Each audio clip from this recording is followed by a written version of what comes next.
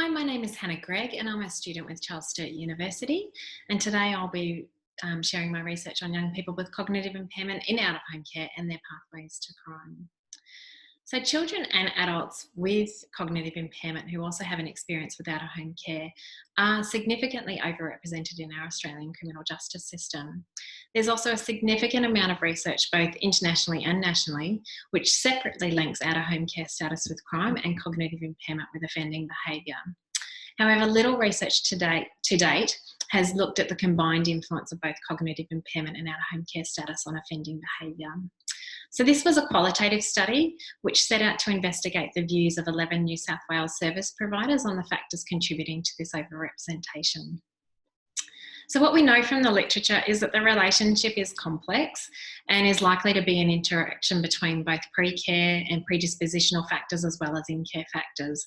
So this includes things like maltreatment, placement within out-of-home care, as well as placement instability within care, placement type, so your foster care, kinship care, residential care, differential treatment of this group within the criminal justice system, the criminalisation of their challenging behaviour and poor educational attainment.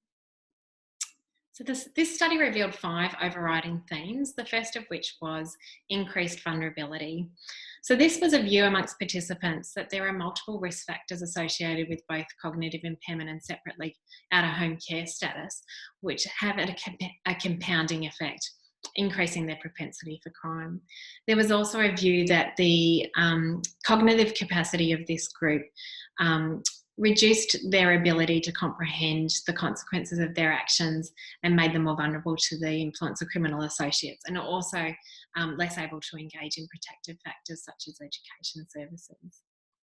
The second theme was lack of belonging and security, and this was a view that this group developed insecure attachments as a result of pre-care and in-care factors such as continual placement changes, poor placement decisions, as well as a lack of consistent primary caregiver, and this was seen to directly link to their offending behaviour.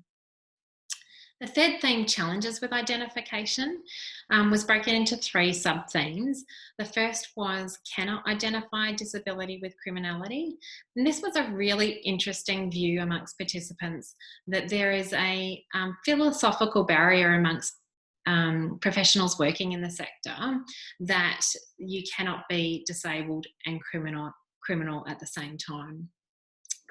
Misidentification of challenging behaviour was a view that the challenging behaviour or difficult behaviour of this group is often misinterpreted as criminal, and this is often associated with a lack of training and skills of those working in the sector. The third sub-theme, don't want to identify with disability, was a view that this group didn't want to be labelled as disabled for fear of further stigmatisation, discrimination and abuse.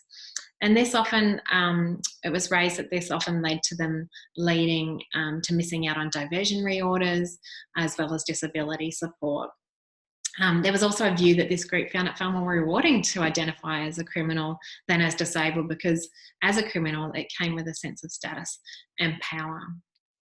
The fourth theme was steering to the criminal justice system, which was the view that we actually direct this group to the criminal justice system through constantly bringing them before the courts for minor offences, for breach of orders, but also the use of police services to manage difficult behaviour within out-of-home care settings. The fifth theme was lack of support. So respondents held the view that this group, while they are one of the groups with the most challenging behaviour, often receive the worst possible service, or excluded from services altogether. And this is often because programs are designed from a cognitive behavioural perspective and they're seen as not having the capacity to benefit. So they also raised that support is often better within custody, and that a siloed approach to service provision often interferes with good continuity of care.